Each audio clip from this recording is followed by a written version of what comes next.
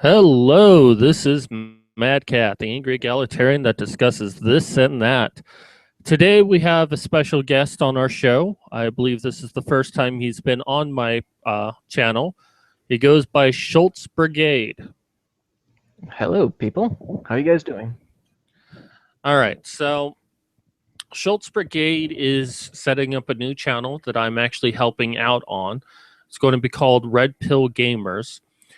The basic premise of the show is to go into great detail about what a game is really about, exploring. Oh shit! Sorry, it's not supposed to do that.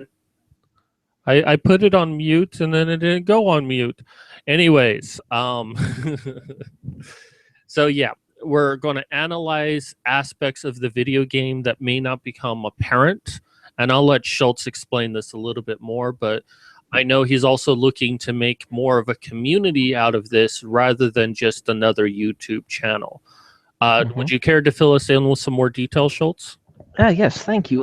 But my biggest thing is when I was just batting around the idea of doing gaming and making a community out, was that I have looked at the gaming industry as a whole, and I have been seeing a lot of lacking of like intellectual talks. You go to any site, IGN, game trailers, and you see more of a product pimping more than anything else. We don't actually have or see someone who's close enough to a Roger Ebert. And I felt that we need this for the industry. I think gaming as a whole has matured to the point that we're starting to get ready. We're willing to take the steps forward to actually think about gaming in an intellectual manner. And it's one of the main reasons why you see I feel, my personal opinion, someone like Anita Sarkeesian pops onto the scene, and a lot of people had very intellectual ways of pointing out why she was wrong. And I think that's the signs that we are right on the cusp of having games and this intellectual side step forward to actually bring it to games. And I think having commuting, making a site with Mad Cat and the rest of the crew would be a great first step to go in that direction. Even if none of us become the Roger Ebert of gaming, the first early steps are some of the best things to do and set up the roadwork for others who want to continue on in that idea. So let's start with Anita Sarkeesian, and of course we're talking about tropes versus women. And a lot of people donated to her that now seem to regret it.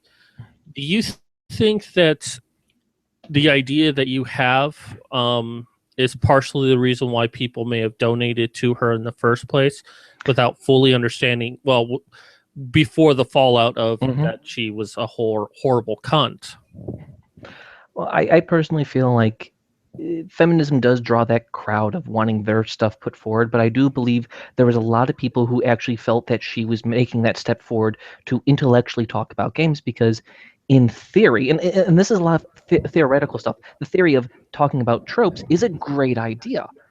But when you look at her basis of work, it's a very quick glance and cherry picking everything to make her point. And you saw it with a lot of gamers who stepped forward going, there was one Asian woman who had posted up and pointed out, saying, "No, this is what gaming is about," and really intellectually, very eloquently pointed out her points. I'm blanking, Kit or something, or Catty or something like that. I'm blanking on her name. And I do agree that I do believe that yes, it was she found at the right time that people were looking for intellectual talks about gaming. She just happened to be a very good snake oil salesman, and people put trust in her where she had not shown enough to be trustworthy yet. Okay, so if you're just viewing in, if you have any questions for Schultz, or if there's anything you want to say, please type it into the chat room, and I'll be happy to try to get to it as quick as I can. So my next question for you is, how do you feel you're going to be different than Anita Sarkeesian? I mean, I know you will, but for people watching, because in all honesty, Anita has kind of ruined the genre of intellectual discussion on video games, that it always has to be something political, something you have to talk about. It always has to be politicized. Will you still go into the politics of gaming, or are you looking for something more? Well, my biggest thing is, if it's like talking about I'm a red pill MRA MGTOW type of guy, and my thought is, if it's pertinent to the issue of bringing up politics in the game, that's the right thing to do, of actually bringing it in there. But bringing up politics for the sake of politics, it has no place in that sense of a word. And I do think what's going to set me apart is that having a team of people and having multiple actual different points of view pushing back and forth.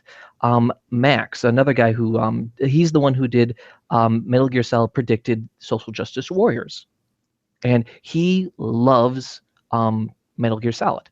I Noticed. don't like Metal Gear Solid, and I think that would be like, we will be have the ability for an open debate between two different ideas, and we're not having anything close to censorship or manipulation of the things. And I think that's the biggest thing that's going to allow things to change and be different, because we're actually going to do our best to be as open as possible and have more than one point of view, because we don't want an echo chamber. And I think that's the thing, is that's going to make us actually different. So you mentioned the name Red Pill.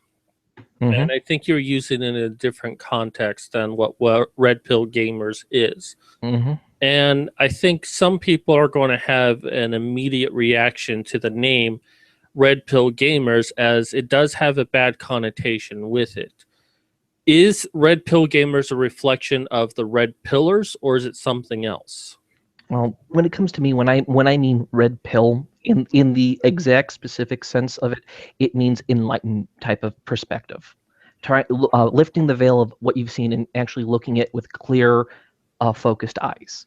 Now, in that sense, I believe it allows for viewpoints from even, I would argue, egalitarian feminists, which would be Christina Hoff Sommers, from an MRA perspective, and it's just that it's looking at things and trying to shift and remove that tainted, twisted lens that we've gotten on a lot of things in the media and within the gaming community that Anita Sarkeesian seemed to kind of intentionally dragged into there, and many people had defended her for doing that. Okay, so can you take us a little bit how you came up with this idea and how you really came to making this a reality? Well, this idea started actually probably around 04, 05, because I really wanted to be in the gaming journalist area. And I loved games. I'm a gamer first and foremost before any political affiliation. And I had tried several times to get into the industry. I was denied multiple times. And all it was is what happened was that after being denied and it not working out, all I thought to myself is, okay, if this is not going to work, I'm going to have to make it a reality. I'm going to have to I'm not going to be able to sit on my laurels and do this. And I contacted the Honey Badgers, and they are a great bunch of people. And we had a discussion, and we realized that probably the best thing to do is that I do my thing and they do their thing, and we can occasionally work together, because they're a great bunch of people to talk to and work with. I just hope to work with them in the future. And they were the ones that I had talked to them, and they had given me some great advice on a direction to go. Yeah, I definitely love the Honey Badgers. And if anyone knows about how to build a fan base and how to keep their fan base and how to really be there for your fan base, I keep using the word fan base, it's the Honey Badgers. So definitely glad that you got a good experience from that. So do you want to tell us about some of the people that we might expect to see on your channel? Yes. We will definitely be having you, Mad Cat. Also, a man behind the scenes was Scruffy, a very good, passionate man who is, you can tell by his work and by when I talk to him personally, his love of video games and his willingness and desire to look at things intellectually, because he himself, with the Let's Play we're doing to slowly get people into it, is Spec Ops Line, and we do act a little bit silly because we want to have fun with it too. But when shit hits the fan, each of us, especially Scruffy, he hits on point just like everyone else on the team, because it's like when an issue comes up, we focus on it because we know this is a issue we want to talk about. Another one is Rachel Edwards, an actual Honey Badger who's on the show. Very brilliant, very smart, who knows her stuff, very funny as hell, and actually is one who really has another perspective to offer to gaming, and a charisma that I think really helps with the camaraderie amongst the group of us working together. And we also had Bustagoo and Panina, two very wonderful people. Enjoy working with them. Panina, I believe, is a graphic designer. I might be wrong, but it's like, and she has some really beautiful artwork, and she has some great ideas of designing a banner and working with it. And this is the stuff that's going to take some slow time. But she, just like another person on the team, has a very sharp mind for these ideas, who really can see things even that I miss. And everyone's like, that's the greatness of working with a team like these guys, is that we start noticing what the other misses and adds to the person and helps them up, like, oh, you missed that, and we point it out, and like I go, oh, I see that, and we start having a really in-depth discussion. Bustagoo, really funny guy. I mean, this guy lets anything slide. He makes sure everyone's having a good time. A level of charisma that's far outstripping Dungeons and Dragons. And I mean, we do have a pretty large team on there, and hopefully we can get more. We also have a man named Brandon. I make the joke he's the psychotic guinea pig. Guy is funny too, and it's another one. It's like we have this group of people that we kind of just met and then started talking and worked together, and we kind of became friends through working together and hanging out. Even though it's on the internet, we had this sense of camaraderie that I have not seen in a long time. We also have a woman, Katsuni, wonderful woman. She was on the Honey Badgers, and perfect, really knows her stuff, working and designing her own. I'm gonna probably butcher it. Please, Kat, don't kill me. A what would be equivalent of a Dungeons and Dragons style game, and she works in the game design. And looking at what she's done so far, it is some really beautiful, great stuff. And she'll offer this idea of design that we really do need to look at video games, because video games are a really complex nature that we ourselves, most of us, are gamers that we're looking from the outside, and we don't actually get the ability to see it. We also have Gwen. Gwen Lily Knight, I think, is her full call sign. Yes. I think she's been working. I think she's also a game designer, and that is something that's going to be a great help and a great insight of understanding of how these things are working together behind the scenes. Because games are this billion-dollar industry that has all these moving parts, and trying to figure out how everything fits together. We actually have an insider who can go, oh yeah, this is kind of how we kind of think things out, and can explain things that from a professional point of view, and not just us looking at it from a layman's point of view. And there's probably Max. Max was the other one who did the social Metal Gear Solid did Social Justice Wars, and like I'm going to try to get in contact with them to talk about the excitement for this new Metal Gear that came out, and just really have a nice little discussion with him. And he is a really fun guy, really busy, but he's a really fun guy to talk to. He knows the stuff of Metal Gear backwards and forwards, even though I'll fight to the death that I don't think Metal Gear Solid is great, but he has a great idea of why it's good, and I can agree with him on those points. So, quick wish list. Is there anyone you would like to see on there? Like, if you could, like, magically bring them on and then they have to talk, who would you want on your show? One person. Do I have to just pick one? Pick 28. Okay. One of them would be Sargon. I had been on a couple live streams. I've talked to him before. He's a really good guy, smart. He knows his stuff, and he is foremost a man who wants ethical stuff. And I think he would actually have some really interesting insight. Another person I would like to have would be Hannah from the Honey Badgers. I've read some of her stuff, and it is some really great and brilliant shit I've read. It's like it's stuff that I just sit there and just read. And it's like, oh my god! She has this understanding, this mental mind that is just it just. I don't even know how to describe it. Just like reading her stuff, it's like, oh my god, you get it, and it seems so effortlessly and fluid and just flawless with its execution. Yeah, I really love Hannah. She definitely has a great mind on her, and she's not really much of a video game person, but you know, I don't think you really need to be a part of this to discuss the elements that we see in the video. Also, there was another person I forgot to mention, N.C. Clark, which was formerly called Sour Grapes. She's another good person that she was one of them. I did some of the earlier stuff in kind of like my rough idea of how to work it out, like how I like it to look and act like. And she herself, really good, really funny, understands her shits with gaming. And that's the thing, is like, I agree, you don't need to be a gamer to really speak massive about it, but with a team with so many points of view and a lot of gamers, it's able to easily complement those people who can look from even a completely removed position and give us maybe an overview that we may have seen because we may have missed because we're looking at it really super close. Yeah, fresh pair of eyes is always a good thing. Okay, so that sounds like you got a great cast of people. You certainly have this desire to do more with it, but why should someone watch your show versus anyone like Angry Joe who reviews video games or any of the other channels that Mm-hmm. does let's plays or what have you? What is different about your show than them? Well, I think what it is that when it comes down to many other YouTube channels, you have one personality. You have one ringleader. And that is very good to have this massive charismatic player with it, but it also limits a perspective. I think this is what made Roger and Ebert such a great duo, is because you had two people willing to verbally beat it out back and forth, dragged out knuckles arguing over a point.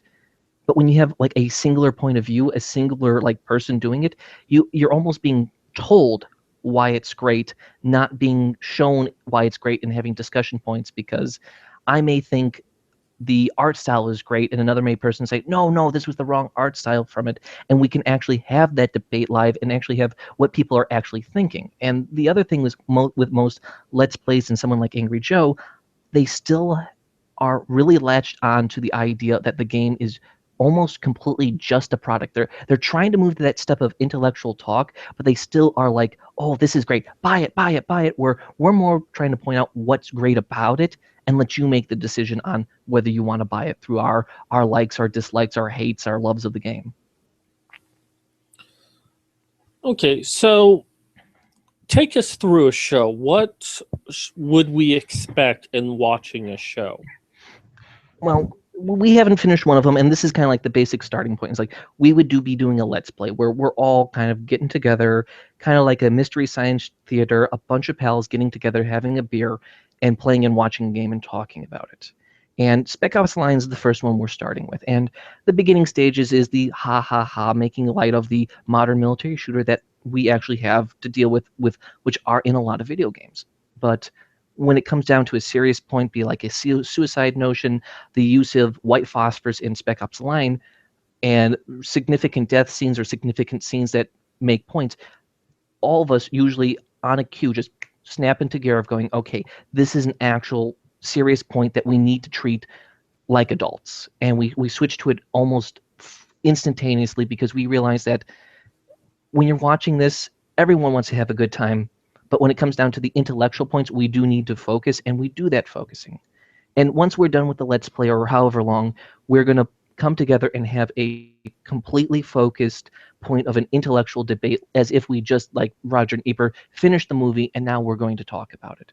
Because I do think that's one of the best things to do is that after you played the game and showed to the audience you played the game, we want to really focus on all the great points of intellectually seeing if this game has merit, not just be considered art, but high art.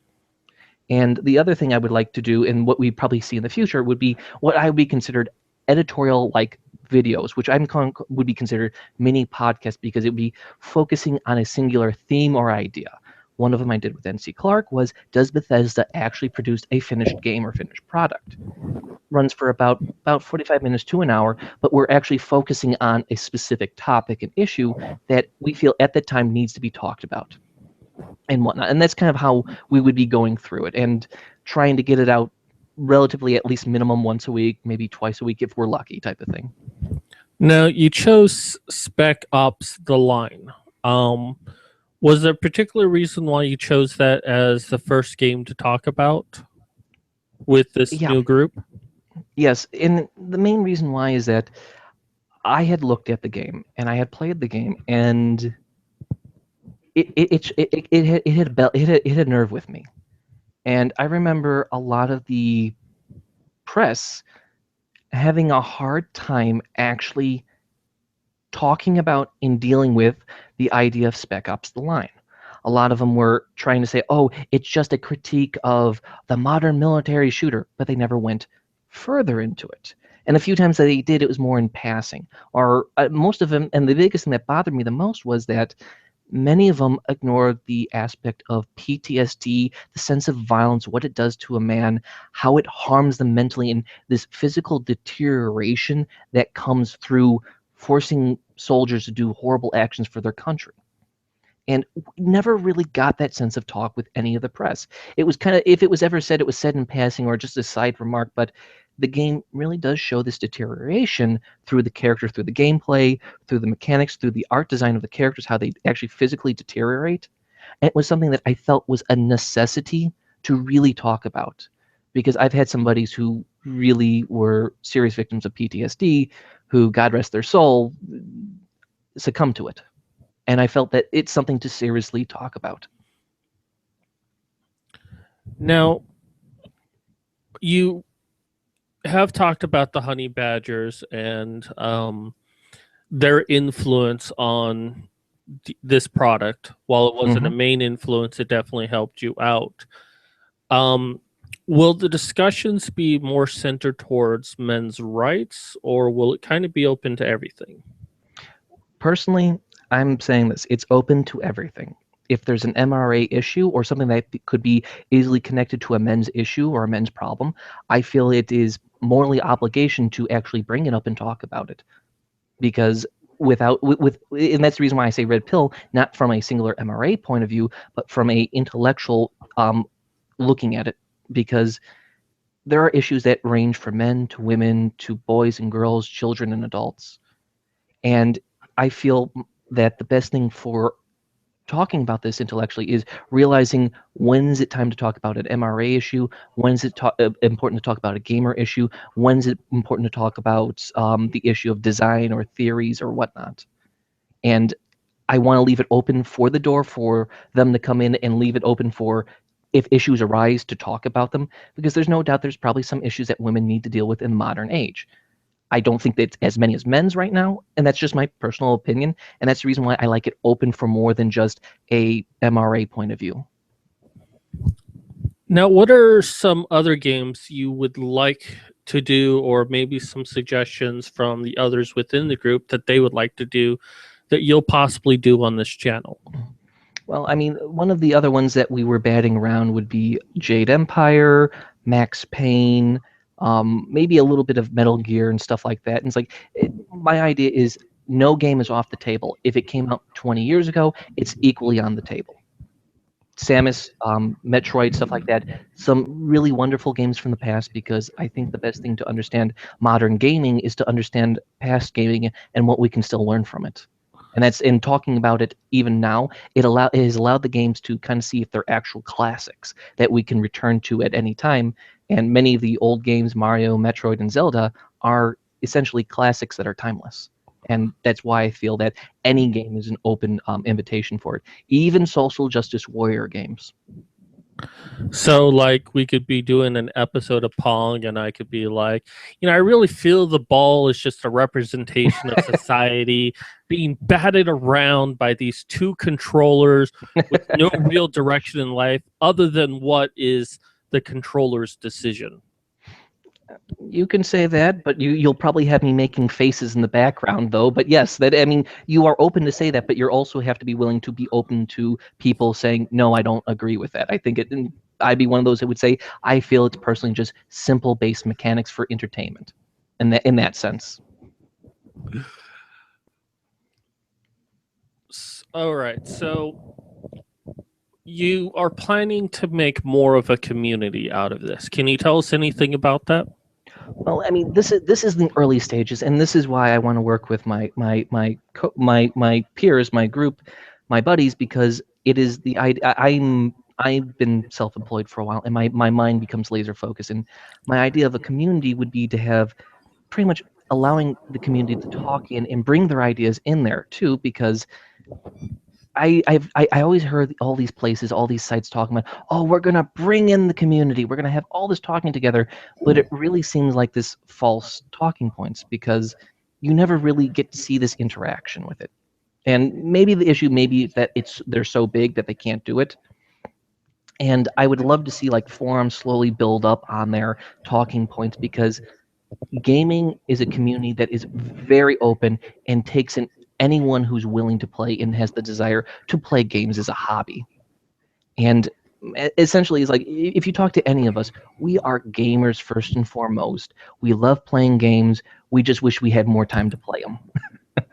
And the idea of pretty much pointing out that we are real diversity. We actually have a plethora of people of different points of view, and that we're not this one ideologically bent community that's just going to say we only want people who think like us. We have no. I want to have the idea that even if you disagree with us, you just have to back up it with facts and be willing to go down to the mat for your idea. As the basic assumption is anyone who wants to go on with the site. Okay, so is this going to be like a live streaming event on YouTube, or are you doing a different format?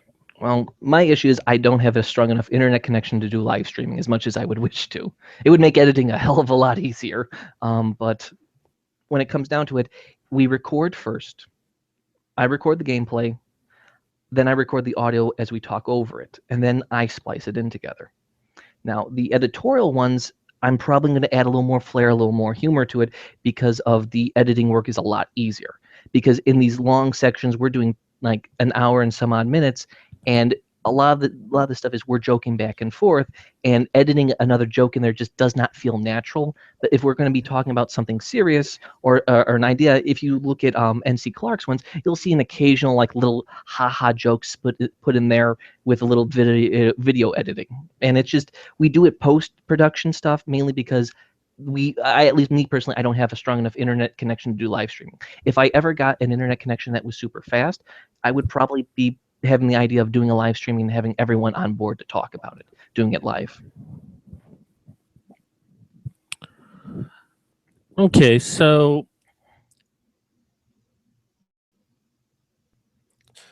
I'm just kind of running out of questions right now, and I'm just like, yeah, I had like a whole list in my head, and either we've gone through all of them or I've forgotten all of them. So, Oh, no problem. so what are your goals with this project? What is your long-term projection? What would you like to see come from this? What I would like to see come from this is this to grow and bring more people into the community who wants to talk about video games, who wants to play video games, and talk about games in an intellectual manner. If I first things first, if we ever made a profit, I would always say, or if anyone wanted to donate, I'd say the first thing to donate to men's health issues, donate to child's play, to areas right now, because right now, if money comes into the purview, I'm very much concerned that it would taint things in the long term. And that if money, and that's the thing, is like I would love this to be a business, but I'm looking for fun and entertainment and having a good time with my friends first and foremost. And I have realized Mad Cat has something happened on his side, and I will try to keep on talking to make sure people are not bored or anything like that. But I mean, these are the major things that I'm looking forward to doing and having happen, because I realize that when it comes to gaming, we do need, in the long term of the channel and long term of the thing, is that I would like to see things grow with the community, have people pulled in and working together and working together. Oh, hi, NC Clark. Hi to see you. Yeah, I'm not a feminist. Very funny. Oh, good one, good one, good one. Yes, NC Clark is in the comments. I don't know how many people are there. But yes. And yes, you're not funny because you're a woman, Clark. You know that. You got to realize that. But no, I mean, this is the idea of going with the community and growing the channel and whatnot. That is my primary concern, is that I like to see it grow. I like to bring more people in the future. I would like to actually turn it into something that pretty much could easily maybe be an alternative news station or alternative place for gamers to look to, and actually have a site and part of the site that deals with men's issues, because I am pro MRA, I am a MGTOW, and I think they are issues that could easily be talked about on the side, because we've seen a lot of those from the press, the established media, really make statements without any quantifiable merit to them. Most recent one was, I think, not Brianna Wu, but one of them that was talking about how Samus Aran is transgender, and you saw right away a lot of people stepping up, going, "You're trolling us. Cut this out. There's been no history of that stuff there whatsoever." And I mean, these are the stuff I would like to focus on. And it's some of the interesting things is that these are modern issues that we're having issues with the established press. Sorry. You're back. Oh my God, it actually let me back in. I don't know what happened, but all of a sudden you stopped talking for me. Oh, that's a relief. Okay, so I missed what you're saying, but I just assumed that it was very good. Thank you. I'll probably watch it later. But we got some comments from a good friend, NC Clark, who I certainly hope we do a video with her.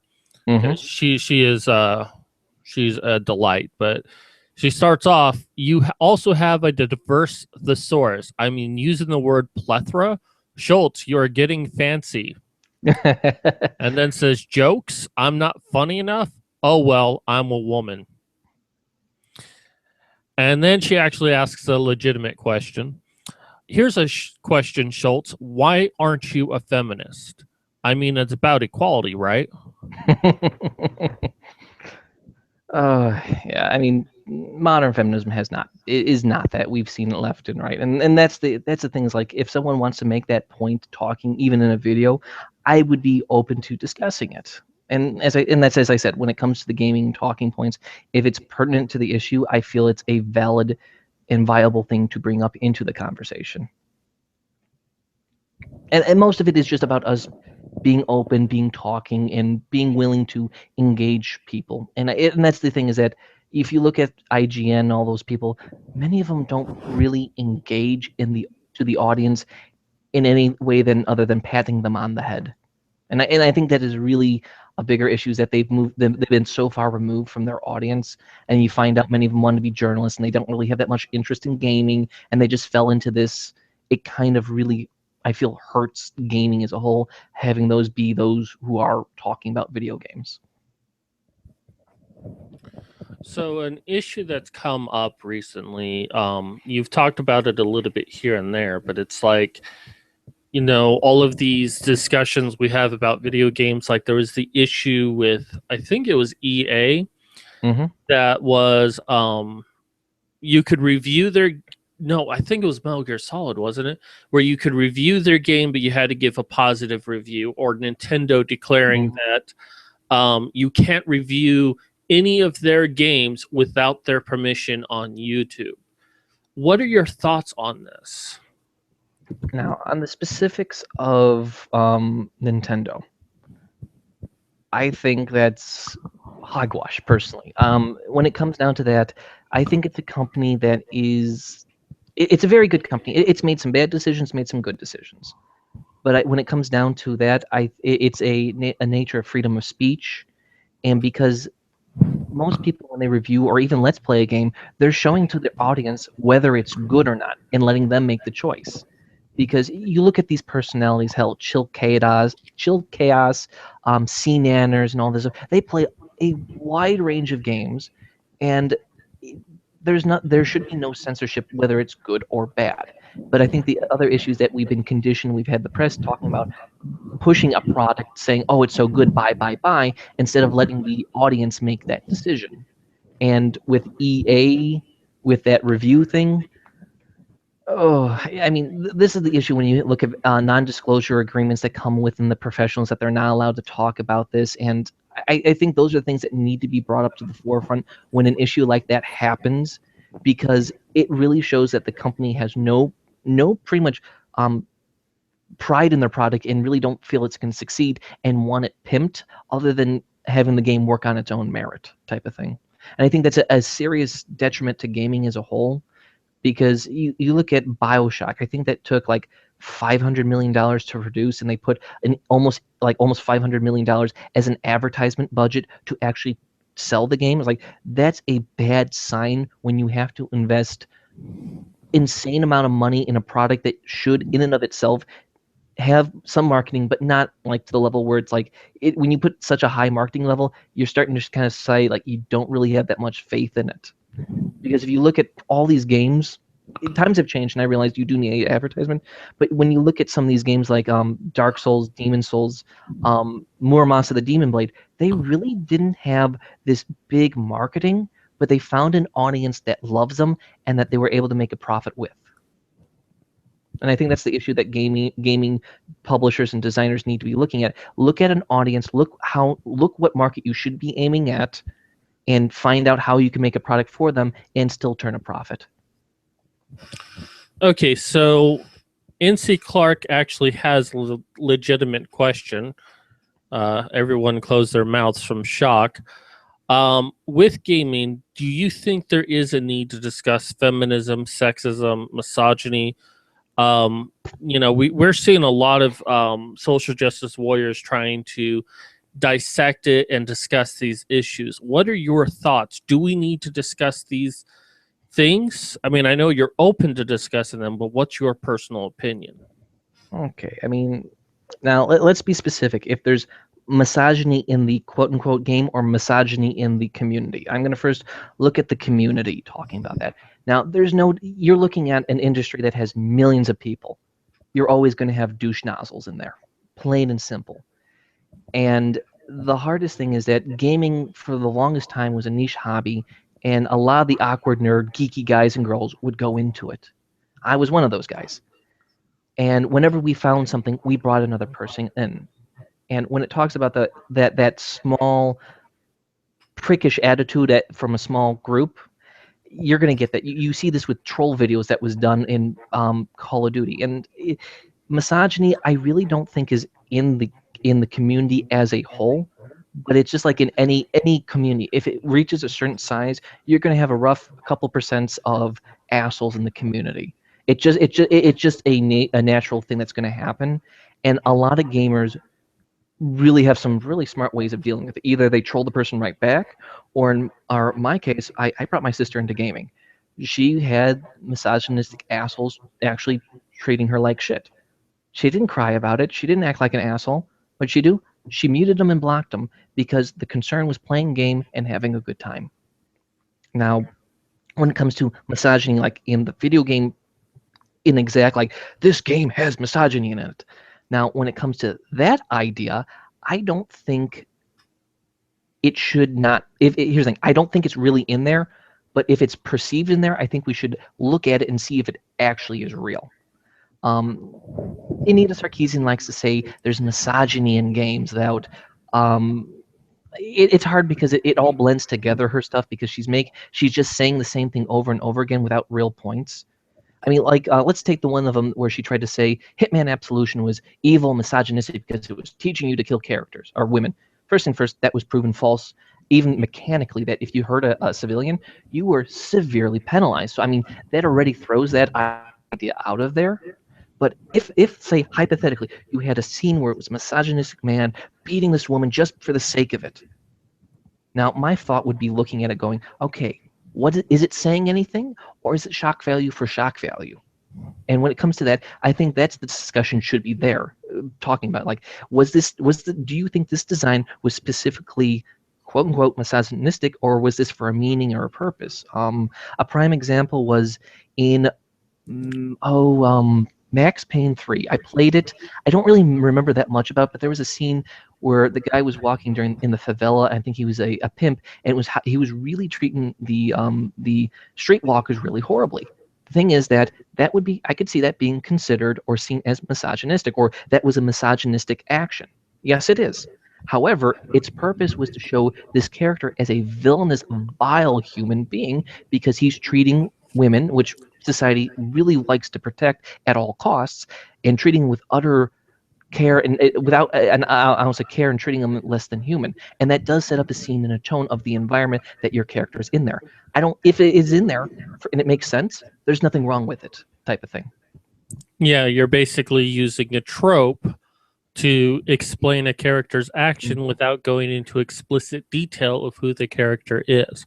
But an example I was thinking of was Grand Theft Auto, that you can there was such criticisms like, oh, you can like, rape prostitutes, you can run them over, you can beat them up, and you can Mhm. practically do the same thing to like any character. I mean, you can't, technically you don't even rape prostitutes, but I That's mean, you can mhm, kill and beat up a male mechanic. Where's the outrage mhm. there? Well, when it comes down to the rape issue in gaming, personally, I cannot think of a game. There probably is a game out there, but I can say with probably 90% accuracy, AAA games I don't think have any actual rape taking place in gaming. Period. That's There was a suggestion in Tomb Raider the reboot, but it was not even, it was pretty much the guy gropes her, he needs her, she needs her, yeah, she needs him and gets away.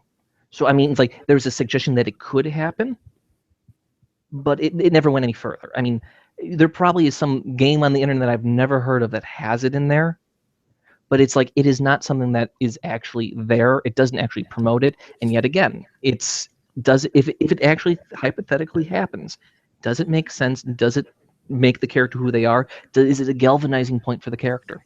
And that's the thing, is like really focusing on why it's used and if it's used correctly was a major, more important part to be thinking upon. So, NC Clark asked a question that I was thinking of when you first started answering her question. Was a geeky guy? You mean you aren't one now? I mean, I've kind of straddled the line between geeky guy and stuff like that. I mean, I was that fat, overweight guy, and I still miss. I still feel that geeky side to me, but I've done much more to myself where I've gotten to shape. I've done weightlifting. I've done bodybuilding, but I still have that geeky nature. It's just that I feel like I'm like straddling those two like things together at the same time. Like Hear that, ladies? He's buff, he's single, and has a healthy appreciation of video games and guns. He's all American badass, grade A beef. So, what are your thoughts on Gamergate? Because I know a couple of the people that you associate with on this video are big within the movement. Where do you stand with it?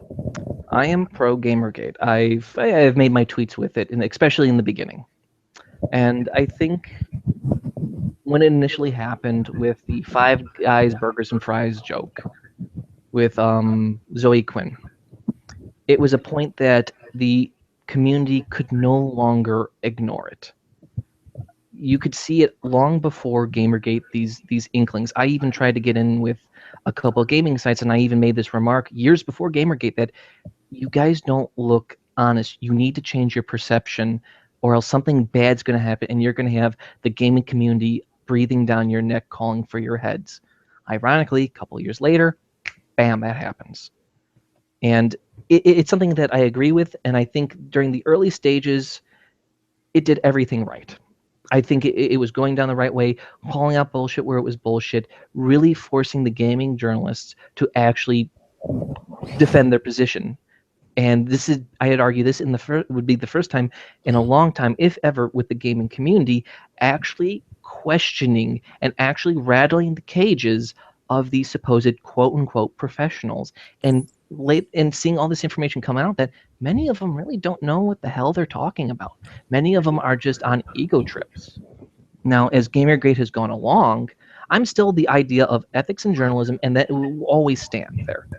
I think the issue is that this first year that has just passed, Gamergate as a whole, I don't think really has anything to do physically on the attack anymore than other than being a watchdog of watching journalistic sites and seeing if they make a mistake. I think that's the duty of Gamergate right now, personally, because quite honestly, we've seen what happened with Brianna Wu, Leigh Alexander, Bob Chipman, Adam Sessler. Like many of these people have kind of moved to the background. They're still there, but they're no longer the primary concern. We've seen all these sites like Ben Kuchera's, like all these people, they've been coming under fire, and we've pretty much knocked them a good blow across the jaw of going, hey, cut this shit out now. We're not taking this crap anymore. And I think that's all Gamergate has to do, is catalog this information, catalog all this knowledge, and then go, okay, let's watch and see what happens next. Because right now, the gaming press, I think, is very cautious, is very concerned, and you've seen sites do a double take of their ethics policy. Not all of them, but enough of them to go, okay, they realize we can't shit on gamers. And I do think it's gamers and Gamergate's responsibility to keep an eye on them as a whole. Okay, so we're coming to a close on this. I just want to ask you a couple more questions.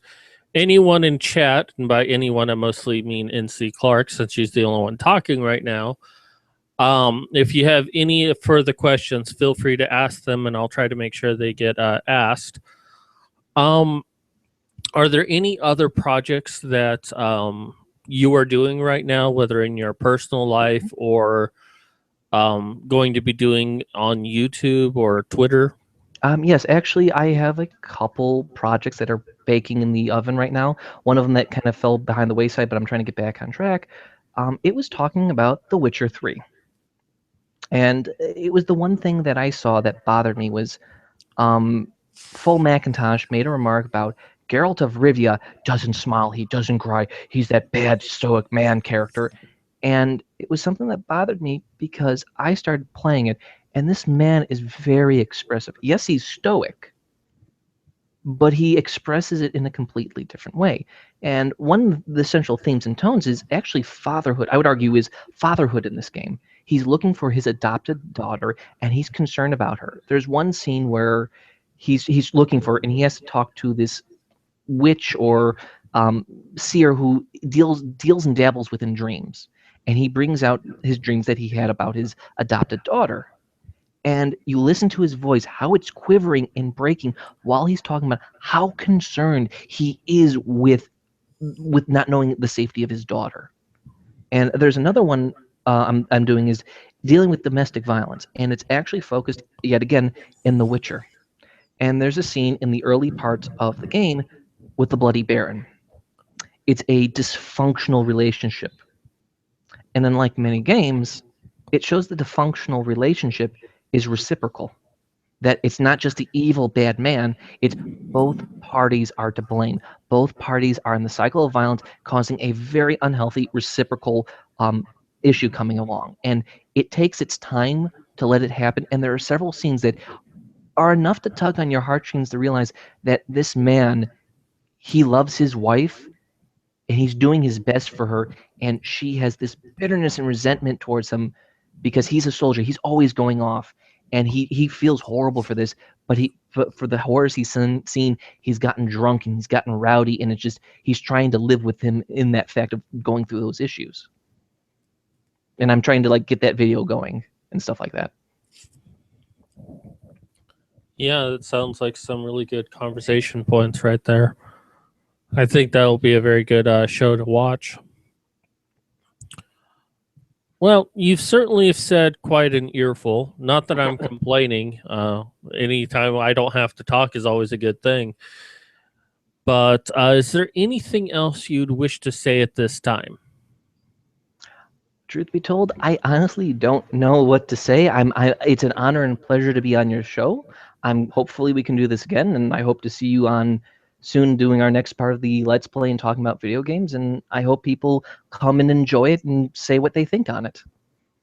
Well, I'll definitely be there. I enjoy doing those videos a lot. I love, just being a shit poster, just talking shit, making fun of everyone. I mean, all races, all sexes, you're all under the microscope. But, I also love the serious talk because, honestly, I've always, everyone always says you just overthink things. I'm like, yes, that's exactly what I do. I'm proud of the fact that I overthink everything. And your video really gives me the opportunity to express the things that I think about when I look at video games or look at this or that. Now, sometimes I'm joking in my overanalyzation, like I once thought about how does Scrooge McDuck actually swim in his own money. I mean, on his first dive, he'd break his neck. So, But that's just my thinking process, that when I see something, I want to look at it from all different sides. And like I said, that's what I love about what it is that you're doing, is that you give me the opportunity to do that. It's a pleasure to work with you because, I mean, it's the whole team that I have gotten together. I look at us as equals to talk about our passion and our love of games. And I treat everyone as an equal because everyone has all these different experiences, all this information, all these different points of view to bring together, and equally we need to share it and show it to more people, because in doing that, I think it's the best thing for everything to grow in the long term. So where can people find you? I am on Twitter with Shultz. What was it? Oh, I really suck at my Twitter. I'm very bad at it, but it's Shultz Brigade at Red Pill Gamers. I also have a YouTube channel that is, I changed it to Red Pill Gamers. You'll notice me by my avatar will change probably too many goddamn times, but right now you got Terrence Hill on the screen. That's me right now, and it's gonna be easier to connect to me probably through actually through Twitter, because if you send a message, it'll probably ping, but I'll probably be late on it because I'm not on Twitter that much. You and leave remarks in the comments, because I will do my best to get to them as soon as I possibly can and talk to you and discuss with you. And once we get our website going, which will be redpillgamers.com, I would love to have that going and talking to people on there once that is set up. And you will be being able to see the whole team and talk to them, hopefully independently. So if there's that person you specifically like, you can go to them and specifically talk to them. Now, I want to make a point, a small note. It's red_pill_gamers. We've had this discussion, and I kept trying to find them. I'm like, I'm typing in Red Pill Gamers. It's not coming up. My fault. It mentioned the underscores again. Sorry, it's red_pill_gamers. Damn it, my mouth is pulling a tongue twister to me. Yeah, you can shut up now. So you can find him on Red Pill Gamers with underscores instead of spaces. On Twitter, you can find his YouTube channel, which I will try to post in the box down below. We got a website up and going. Trying to build it now, just like I did for Brian Martinez with Good Guy Comic. I am trying to build that website for redpillgamers.com. And we may in the future be setting up some sort of donation system. Oh, hey, Nemesis Diablo. We're about wrapping up right now, but if you have any quick questions for Shultz here, even if he's already answered, I'm sure he'll be happy to answer it again. So just go ahead and ask it real quickly. But it may be something that's going to happen in the near future, but we're more about wanting just to play the video games, talk about the video games, what have you. But once again, if there's any sort of money made, definitely to the website first, because, we definitely want to keep the community up and going. And then after that, we might try to see if there's something more that we can do for the audience. But again, that's more down the line, nothing right now. Mm-hmm. But I do want to mention that, so it's not like, oh my God, these guys are selling out. They're now asking for money. It's like, if you want to donate, you can donate. If not, you can still enjoy what we do, because you're seeing our passions come out, and that's what we want. Exactly. Not a problem there, Nemesis Diablo. But definitely check out the rest of the interview. It's really good stuff. Is there anything final that you need to say, Shultz? No, just thank you for listening. Please join us in the future and have a good day. All right. And Shultz, go ahead and stay on for just a few moments afterwards. But this is Mad Cat signing off.